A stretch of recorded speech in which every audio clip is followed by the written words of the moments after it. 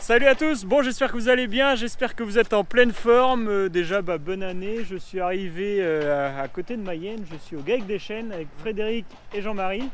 Vous allez bien? Impeccable. Bonne année à vous. Oui, bonne année. Et puis plein de réussite dans votre nouveau bâtiment qu'on voit derrière nous. Oui. Donc c'est un bâtiment qui a été mis en route il y a un mois tout juste, Ouais, c'était le 9 décembre, ouais. On est le 9 janvier aujourd'hui, il fait un peu frais mais on a du soleil quand même. Et du coup on va faire un peu le tour de l'exploitation, on va vous parler du projet du nouveau bâtiment, puis on va vous présenter le bâtiment en long, en large, en travers, avec les robots qui vont bien. Allez c'est parti!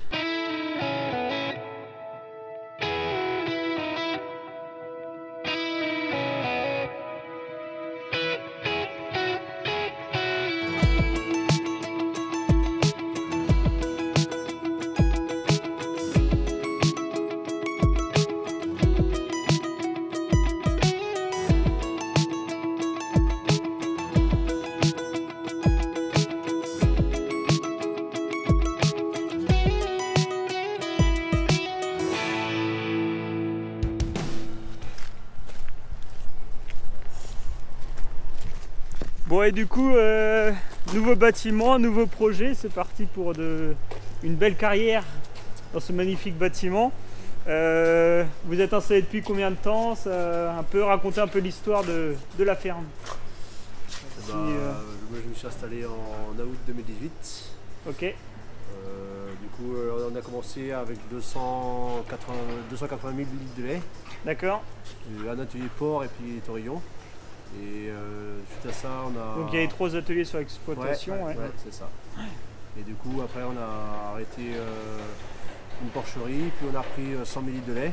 Ok. Ce qui nous a fait monter à 600 000. Parce qu'avec la distribution de la laiterie de 150 000, ça a monté à 650 000 si tu veux. Ok. Et du coup, à fur et à mesure, on a arrêté une production, on a arrêté les taurillons, on a arrêté le porc. On a gardé qu'une porcherie et puis on a augmenté en culture. Et après on a avec l'installation. Moi je me suis installé du coup en septembre 2023, donc il y a un peu plus d'un an et demi. D'accord, ok, ouais, donc vous êtes 2 tiers. Deux tiers. Vous n'êtes pas du tout de la même famille. Non. Donc c'est ça aussi qui est sympa et original, c'est que vous êtes 2 jeunes mais entre guillemets copains et pas du tout de famille. Oui, quoi. Et c'était ça avant aussi. Sur l'exploitation d'origine, c'était comme ça que ça fonctionnait. C'était déjà un Gaec. Ok. Et du coup, avec ton installation, l'idée c'était d'augmenter en lait, de spécialiser en lait en fait l'exploitation générale. C'est ça. Ouais. Et parce que on arrivait en salle de traite 2x4 et puis on est repaillé. Et le bâtiment, on avait un peu poussé les murs pour couler les vaches, quoi, les 100 vaches. C'était c'est arrivé à bout, quoi. Vous ne pouviez pas prétendre développer et évoluer dans le bâtiment existant, quoi. Non, quand je me suis installé, on avait 30 vaches dans le bâtiment. D'accord, ok. Et aujourd'hui, on a quasiment 100. Aujourd'hui, à la fin, on est monté à 110. Ouais. 110 vaches dans le bâtiment haut. D'accord, ok. Et maintenant, donc c'était tassé. C'était tassé, oui. On a fait 1,2 million avec. On est monté alors 1,2 million avec l'ancienne stabule et la 2x4. Ok, ouais, quand même. Donc il y a une belle évolution, comme quoi des fois. Faut aussi pouvoir travailler dans le bâtiment existant histoire de faire un peu de trésorerie, de sécuriser un peu l'exploitation et après se relancer sur de nouveaux projets. Et quel projet, parce qu'ici il y a un sacré bâtiment. Et donc la réflexion du bâtiment est arrivée avec ton installation? Oui, c'est ça. Ouais. Ok. Et donc ça a mis combien de temps un peu en réflexion, à murmurer 2 ans. Ouais, on a mis 2 ans parce que le temps d'aller voir des bâtiments déjà, quel type de bâtiment on voulait faire. Ok. Après le choix des robots. Ouais. Et on a fait la réflexion, plein de visites. 2 ans. Ouais, donc après je pense que c'est là que c'est hyper important, c'est d'aller voir plein de choses, voir plein de bâtiments, de systèmes différents pour vraiment se forger une idée et de savoir ce qu'on veut vraiment derrière. Et donc ici on est sur un bâtiment de type plutôt carré. On va dire bâtiment aujourd'hui qui est assez en développement, enfin c'est vraiment les bâtiments qu'on voit de plus en plus. C'est pourquoi vous avez pris un bâtiment carré dans la réflexion, c'était... Est-ce qu'il y a une raison peut-être plus évolutif dans le temps. Déjà plus évolutif, et puis quand tu as des logettes, ça nous faisait faire un bâtiment quasiment de 100 mètres de long pour le nombre de vaches. En 3 rangées. Si on prenait un bâtiment plus en long, c'est ça. Que là, et puis on trouvait aussi évolutif en faisant aussi large, parce que tu rallonges les travées, tu mets déjà 30 vaches de plus. Ouais, c'est ça. 30 vaches, donc, ce qui nous plaisait pas surtout, c'est rien qu'à 2 robots, ça faisait presque un bâtiment à 100 vaches. Ouais. En 3 rangées, comme on voit beaucoup. Et si on veut encore mettre 3 et 4 robots, ça fait. Faut aller encore plus loin. Niveau circulation, ça nous plaisait pas plus.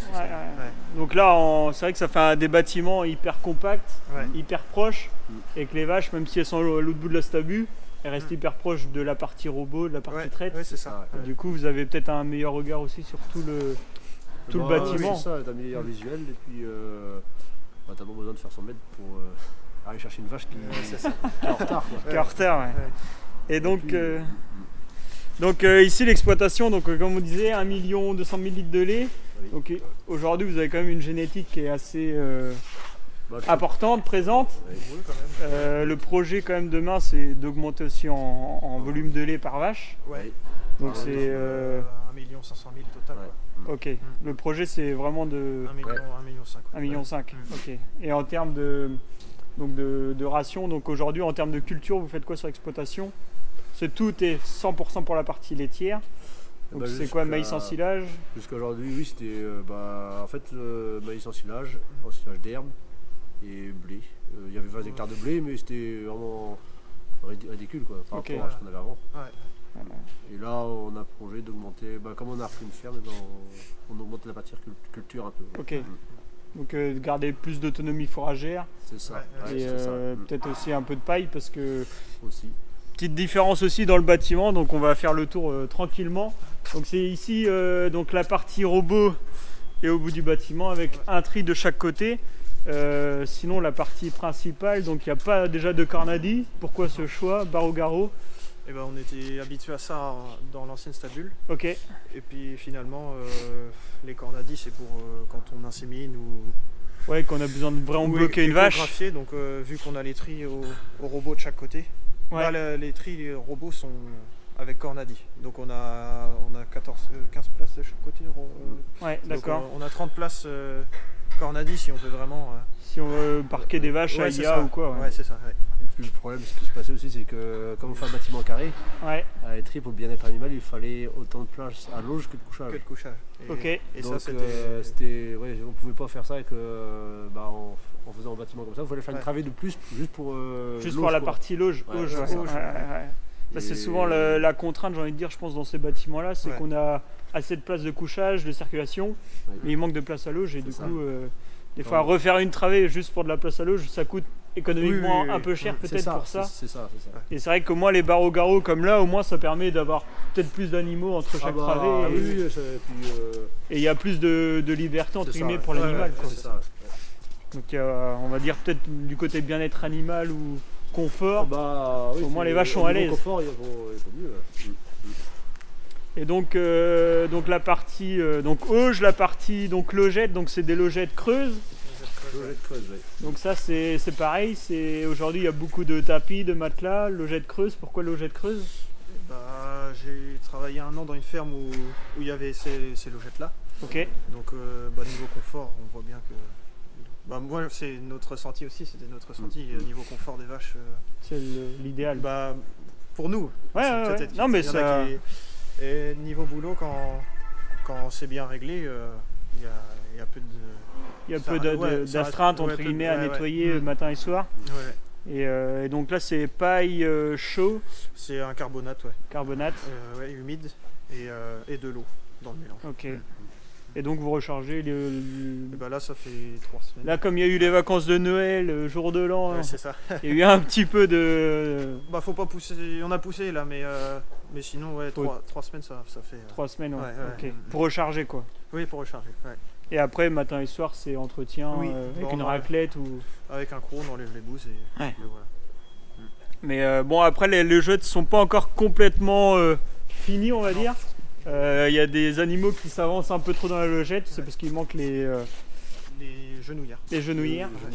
Donc voilà, le bâtiment est en route depuis un mois. Il y a encore les portes, les genouillères à mettre. Ouais, c'est ça. Mais bon, il fallait que ce soit mis en route. C'est ça pour les fêtes. Pour les fêtes. C'était ça l'objectif. On y est.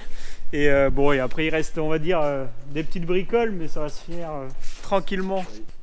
Et donc autre point aussi, donc comme vous pouvez voir, donc il n'y a pas de racleur, c'est des aspirateurs à lisier. Donc au moins dans le bâtiment il n'y a pas une marche, tout est du même niveau. C'est ça. Et la propreté des bétons qui reste. Ok, ça marche. Bon, on va faire le tour tranquillement. Ça permet de voir un peu le tour du bâtiment. Là, il y a les tracteurs qui sont prêts à recharger les logettes justement, avec le carbonate qui est en stock ici. Donc vous êtes équipé en dette depuis toujours. Non, c'est pas la bonne question. L'historique c'était Dutch.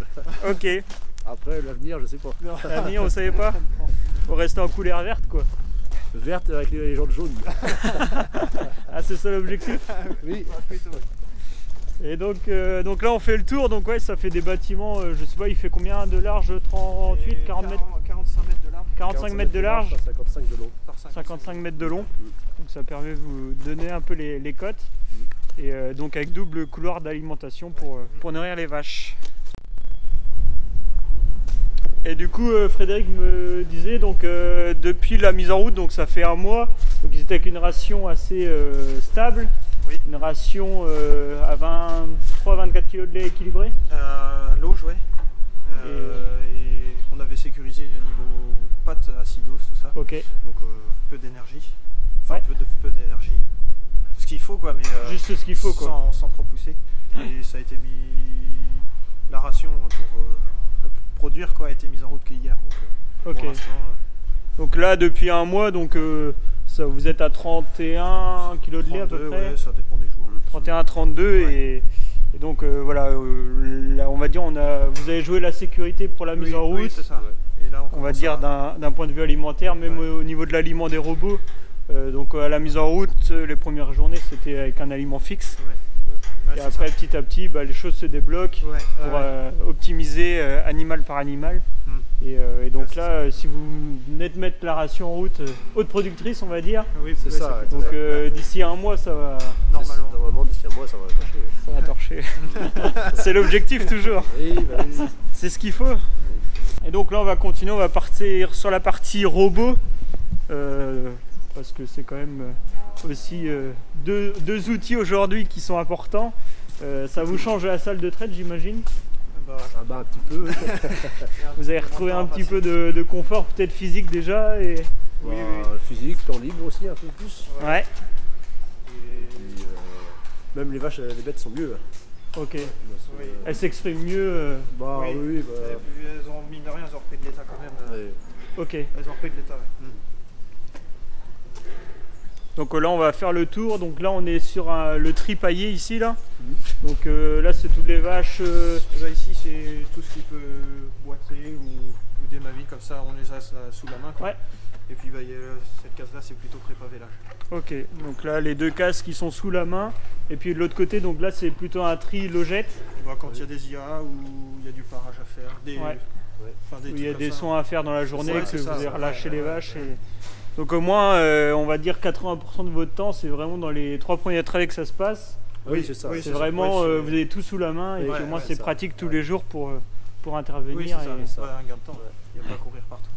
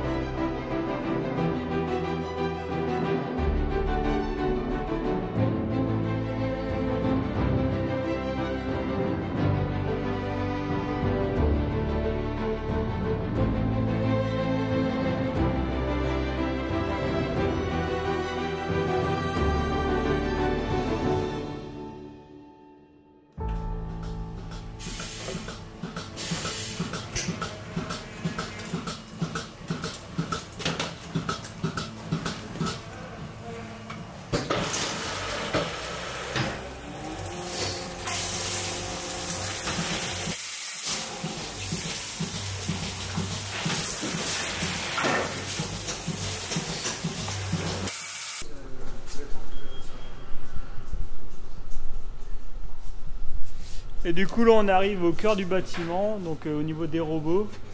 Donc ici il y a 2 robots de traite, donc face à face, avec comme on disait le tri de chaque côté des robots. Bon, on va aller autour des robots. Et la question qui fâche, pourquoi vous avez pris GEA, pourquoi vous avez choisi ces robots-là? Eh ben, il y avait déjà un partenaire qu'on avait déjà.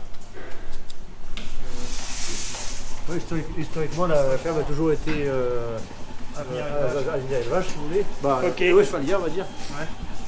Déjà, et bah, du coup, vu que c'était le même moteur que la salle de traite, déjà. À pompe à vide. Ouais. On savait ce que ça valait. C'est ça. Et puis, au niveau robot, bah, le silence. Le silence, il est pas bruyant. bruyant. Il fait aucun bruit. Le fait de ne pas avoir de bras à se balader où on est là, à la partie. Ouais, sur la partie, on va dire plus sécurité, environnement autour du robot. C'est vrai qu'on. L'accès à mamelle, beaucoup aussi. Ouais. Ça, c'est un bon avantage. Ouais. Bon, on fait tout dedans, en fait. Ok, ouais, vous faites tous les tarissements, mamite, des trucs comme ça, on fait tout ici. Ouais. Et tu as la possibilité de brancher manuellement la vache. Ouais. Que les autres n'ont pas. Si, les autres marques, mais bon, une seule. Et puis sinon, tu peux séparer quartier par quartier.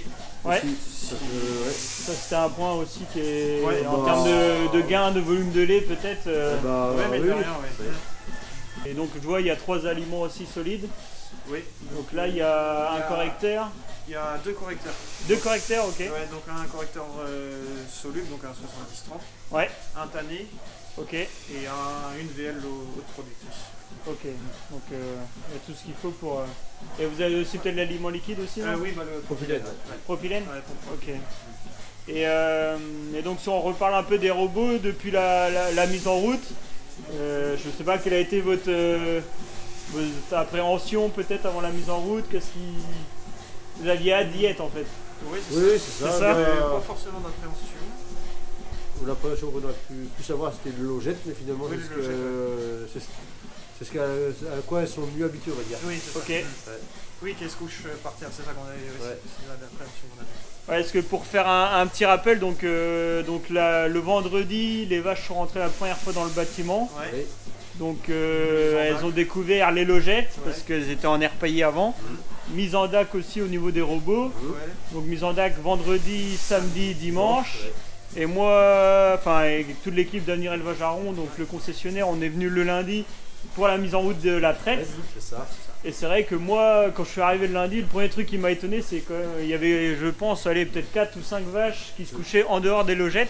Ouais, c'est ça. Mais sinon, les 3/4 du troupeau étaient déjà bien habitués au bâtiment. Ouais, c'est ça. Et après, bon, le lundi, il y a eu la mise en route à la traite, donc ça, bon, c'est un peu sportif, oui et non. Au final, ça s'est plutôt très bien passé, je pense. Et bon, moi, je suis resté là qu'une journée, donc j'ai pas eu la fatigue de toute la semaine comme vous, mais voilà, vous avez été assez nombreux aussi pour vous relayer la nuit, tout ça. Il faut être accompagné la nuit. Il faut pas faire ça à 2, il faut faire ça à plusieurs. Il y a des amis, faire appel aux copains et tout ça, c'est possible. Donc faut une personne sur chaque robot à quelque chose près. C'est ça. Et puis il faut toujours du monde à pousser les vaches. C'est surtout faire acte de présence parce que pousser les vaches. Dès le mercredi, c'était vraiment. On restait là pour. Allez, il y en avait deux par côté quoi, à peu près à pousser à la fin. Et du coup, vous avez ouvert complètement le bâtiment au bout de combien de temps après la mise en traite? Une semaine. Une semaine donc le lundi d'après, vous avez tout ouvert? Tout ouvert. Et on poussait 4 fois par jour, toutes les 6 heures. Toutes les 6 heures. Toutes les 6 heures, ok. Bon, en tout cas, ça fait une bien belle installation. Hein. C'est propre, c'est fini. Même les murs en PVC couleur vert comme ça. Ça fait vraiment... Esthétiquement, c'est joli. À nettoyer, c'est bien plus simple. Ça se nettoie. À laver, un coup de Karcher et puis, ou même un coup de jet. Même au jet, ça part assez facilement. Et du coup, chose qu'on n'avait pas précisé, mais donc les 2 barnis ils se vident là au milieu du bâtiment. Et après, il y a un canal qui emmène à la fosse, canal flottant. Ok. Donc ça c'est pareil, vraiment tout est centralisé, au moins c'est en soi c'est le plus simple possible et le plus pratique possible. C'est ça. Mais, On est ok. Bon, bah, en tout cas, bah, merci pour la visite. Merci pour cette découverte de premier bâtiment de l'année, puisque maintenant vous aurez une vidéo par mois avec des découvertes de différents bâtiments, différentes régions, parce que c'est prévu que j'aille aussi un peu en Suisse, tout ça, donc on va voyager un petit peu. Et puis bah, je vous souhaite bonne continuation, bon courage. Je pense que dans ce bâtiment-là, ça va envoyer. En tout cas, ouais, on fera le point dans un an. On fera une vidéo dans un an si vous voulez. Et puis, comment ? Ah bah moi je suis capable, hein, je serai là. Mais non, bah moi comme on dit, on souhaite que ça peut que progresser. Oui, et puis par rapport à où vous étiez et où vous êtes aujourd'hui, maintenant les vaches vont pouvoir s'exprimer, on va dire, je pense pleinement. Ouais, totalement. Ça. Et bon, si vous leur mettez ce qu'il faut à l'eau, je pense que ça devrait aller. Ok, bon, bon courage et puis à la prochaine. Merci.